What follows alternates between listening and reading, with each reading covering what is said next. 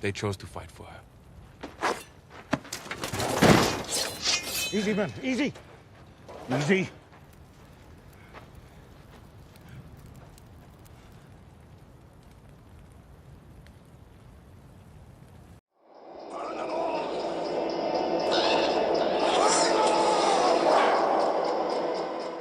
The failure of Season 8 is a metaphorical dead horse that has been taking unlimited beatings since the show ended.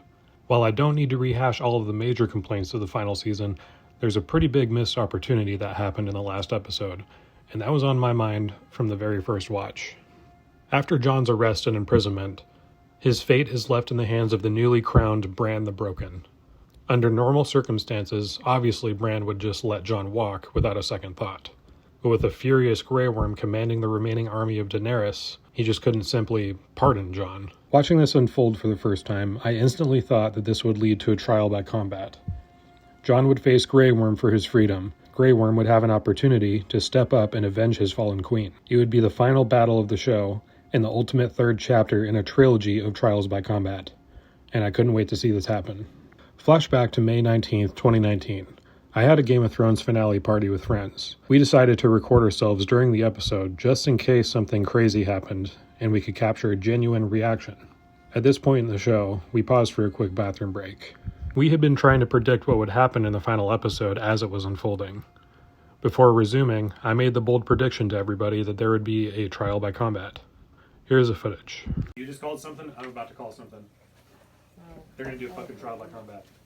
Guarantee you. Grey Worm versus Jon. Oh! Dude, trial by combat. 12 seconds later. So our new king has chosen to send you to the Night's Watch. Are you serious? That's still Night's Watch.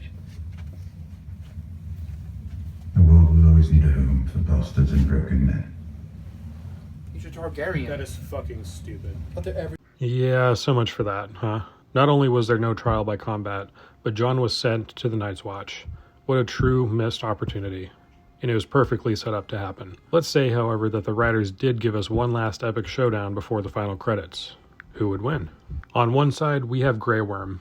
The Targaryen Master of War is out for blood at this point in the story. Think about all of the loss that he has endured. Massive casualties in the battle against the dead. The love of his life being kidnapped and helplessly beheaded before his eyes. His fellow loyalists suddenly betraying Daenerys, and when he finally takes revenge on the Lannisters and wins the war, his queen, who he served for years, is assassinated by someone he thought he could trust. Now that I think of it, Grey Worm really might have had it worse than Daenerys over the last few episodes, and nothing is more dangerous than a man with nothing to lose and who wants to see you dead. On the other side, we have Jon Snow. Jon is a mess. We didn't get enough time to see what was running through his head as he rotted in the dungeon, but I imagine that he was beating himself up the entire time. Jon betrayed his queen and the only other living Targaryen which he had pledged loyalty to, and that is something that he would have considered unthinkable.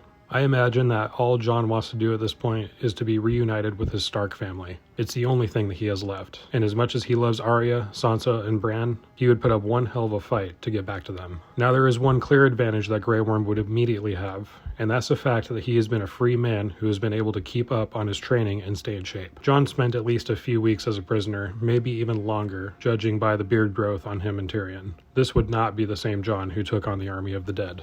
Another strong disadvantage for Jon is that he is not used to fighting opponents who have mastered the spear as their primary weapon, especially at this skill level. Grey Worm has killed countless sworded soldiers with his spear over the course of many years. That's not something that Jon would easily overcome, but in his limited exposure to spears, he has definitely found a way to win.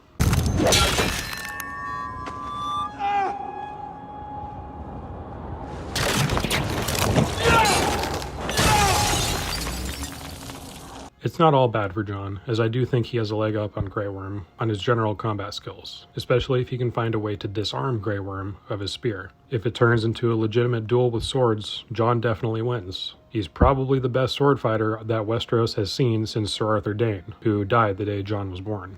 If I had to give anyone the official edge, I'd have to say Grey Worm. His rage, physical fitness, and thirst for revenge would be a nearly unstoppable force. Of all the fights in his life, this would be the one that he would put his all into. That being said, Jon has been the underdog many times in his life, and he's still standing. If Grey Worm succeeded in killing Jon, I don't see his ending changing. I feel like he walked into the dragon pit with Tyrion knowing where he would go when business was finished. If Jon pulled off the victory, I like the idea of him returning to Winterfell to serve the Starks by holding a role similar to Warden of the North. Honoring Ned in this way would give Jon the ultimate purpose in life, and doing this in his true home would be a dream come true. It would be a real honor for Jon, and the Northerners would embrace Jon despite his Targaryen heritage. This potential trial by combat would have been an intense, gritty fight. It would have provided such a good final clash for the fans to enjoy before saying goodbye to Westeros. It's too bad the writers didn't go this route. Who do you think would win this trial by combat? Do you think it would have been better than what we got in the final episode? Let me know what you think in the comments. Thanks for watching, and I'll see you next time.